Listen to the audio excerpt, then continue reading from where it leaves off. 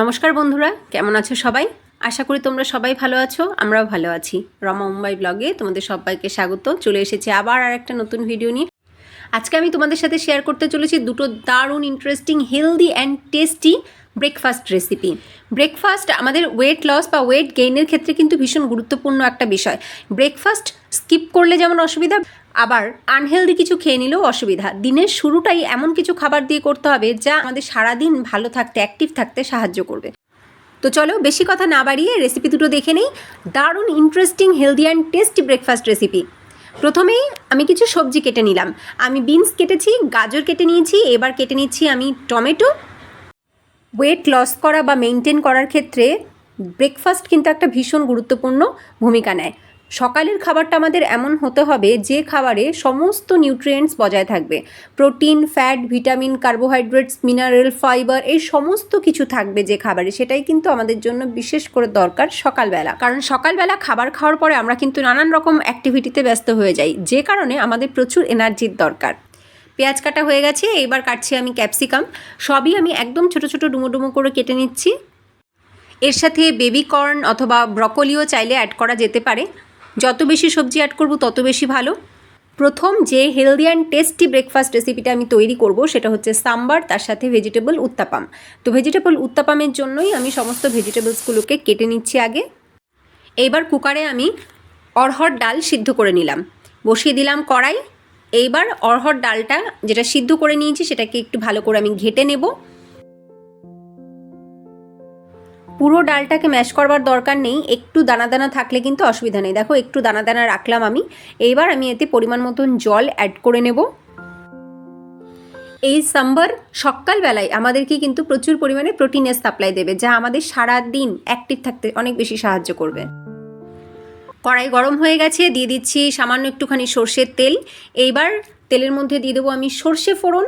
সর্ষেটা ফুটে গেলে এইবার এর ভেতরে দিয়ে দিলাম আমি কারি পাতা। কারি পাতাটাও একটু ভাজা ভাজা হয়ে গেল। এইবার দেবো কিছুটা হিং।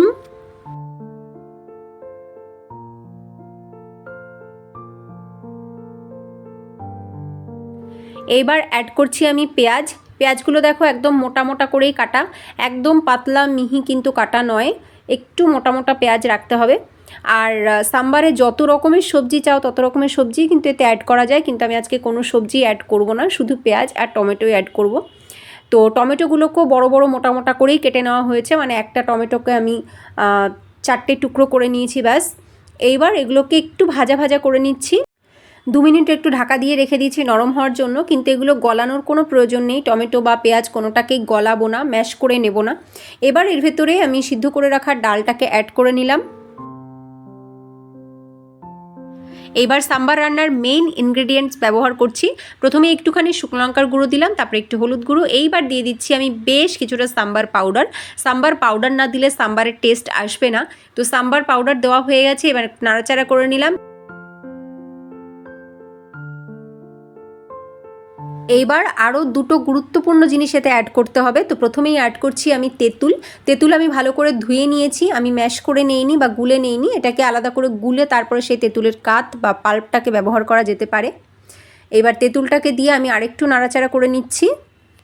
তো এই মাঝামাঝি সময়টাতে তেঁতুলটা অ্যাড করে দিতে হবে, কারণ তেঁতুলটা কিন্তু যতক্ষণ ডাল ফুটবে তেঁতুলটা খুব ভালো করে গলে ডালের সাথে মিশে যাবে।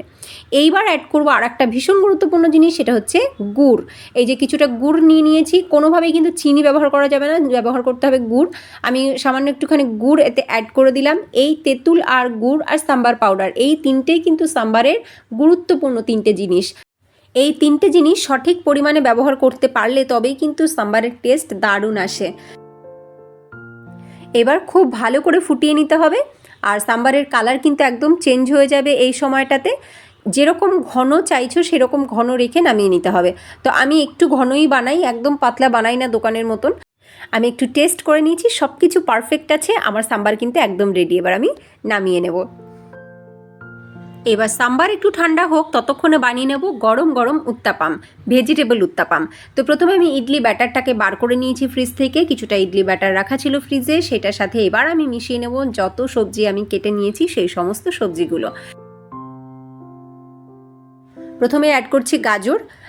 যতটা আমার ব্যাটার আছে সেই ব্যাটার অনুযায়ী আমাকে সবজি অ্যাড করতে হবে। সবজি যদি একটু কম হয়ে যায় তাহলেও যেমন খেতে সেরকম স্বাদ লাগবে না, তেমনি যদি অতিরিক্ত বেশি হয়ে যায় তাহলেও কিন্তু খেতে ভালো লাগবে না। তো বুঝেই অ্যাড করতে হবে। আমি কাঁচা লঙ্কা অ্যাড করিনি, তোমরা চাইলে অবশ্যই লঙ্কা কুচি অ্যাড করতে পারো। এইবার একে একে অ্যাড করে নেব পেঁয়াজ, টমেটো ও ক্যাপসিকাম।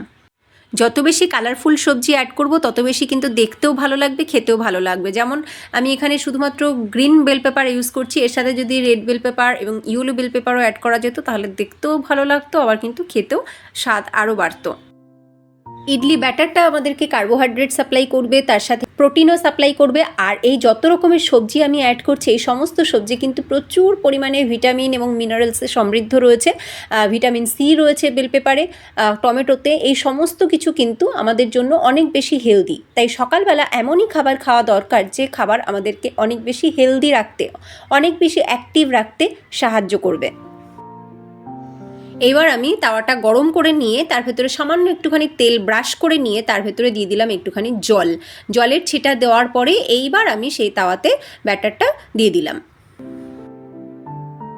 ব্যাটার দেওয়ার পরে ফ্লেম থাকবে মিডিয়াম, আর আমরা ঢেকেও করতে পারি, না ঢেকেও করতে পারি। যেমন এটা আমি না ঢেকেই করলাম।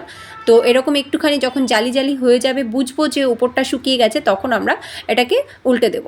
দেখো এই উত্তাপাপটা কিন্তু আমার রেডি হয়ে গেছে।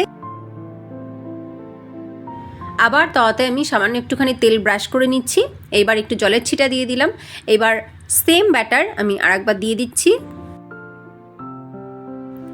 এইবার আমি এটাকে ঢেকে দেব। এবার ঢেকে করছি একটা, দেখো কিছুক্ষণ ঢেকে রাখার পরে 1 থেকে 2 মিনিট, দেখো উপরটা কিন্তু হয়ে গেছে, বোঝা যাচ্ছে জালি জালি হয়ে গেছে। এইবার এটাকে উল্টে দেব।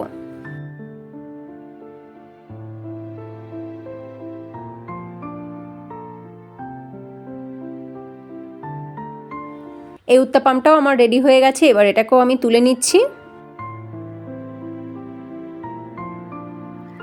রেডি হয়ে গেল যতটা হেলদি ততটাই টেস্টি একটা breakfast plate, full of nutrients. যারা ওয়েট লস করতে চাইছো তারা খুব শিগগিরই লুচি অথবা পরোটার পরিবর্তে এই ব্রেকফাস্ট করা স্টার্ট করে দাও। এইবার স্টার্ট করছি দ্বিতীয় রেসিপি। আজকের হেলদি আর টেস্টি দ্বিতীয় ব্রেকফাস্ট রেসিপি হচ্ছে ছোলা মাখা। এই ছোলা মাখাতে শুধু ছোলা নয়, এর সাথে রয়েছে সুইট কর্ন ও সিদ্ধ আলু। এই কাবলি চানা আমি সারা রাত জলে ভিজিয়ে রেখে সকালবেলা এটাকে বয়েল করে নিয়েছি। আলুটাকেও সিদ্ধ করে ছোকলা ছাড়িয়ে নিয়েছি। আর সুইট কর্নটাকে কিন্তু না সেকা হয়েছে না সিদ্ধ করা হয়েছে, ওটা একদম কাঁচা। এবার ওর সাথে আমি মিশিয়ে নিলাম বিট লবণ। এবার এর সাথে মেশাবো আমি স্বাদ মতন গোলমরিচ গুঁড়ো।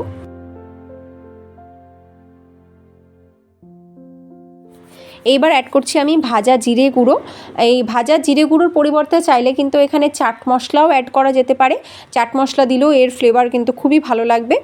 তো এইবার আমি অ্যাড করবো এতে লেবুর রস, পুরো আধা লেবুর রস আমি এতে দিয়ে দিচ্ছি। এইবার সব কিছু খুব ভালো করে মিশিয়ে নেব, তাহলেই কিন্তু রেডি হয়ে যাবে আমার আজকে ব্রেকফাস্ট। দারুণ টেস্টি, দারুণ হেলদি। তবে হ্যাঁ, এর ভেতরে চাইলে কিন্তু পেঁয়াজ কুচি, টমেটো কুচি, শসা কুচিও অ্যাড করা যেতে পারে, তাহলে অনেক বেশি ভিটামিনস এবং মিনারেলস আরও অ্যাড হয়ে যাবে। তবে আমি পার্টিকুলারলি আজকে শুধু চানা এবং আলুর টেস্টটাই চাইছিলাম, তাই আমি এতে শসা, পেঁয়াজ, টমেটো কিছু অ্যাড করিনি।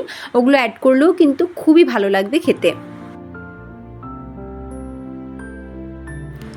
ভিটামিনে সমৃদ্ধ, প্রোটিনে সমৃদ্ধ, মিনারেলস রয়েছে, তার সাথে কার্বোহাইড্রেট রয়েছে, ফাইবার রয়েছে, সমস্ত কিছু মিশ্রিত একটা দারুণ সুষম খাবার।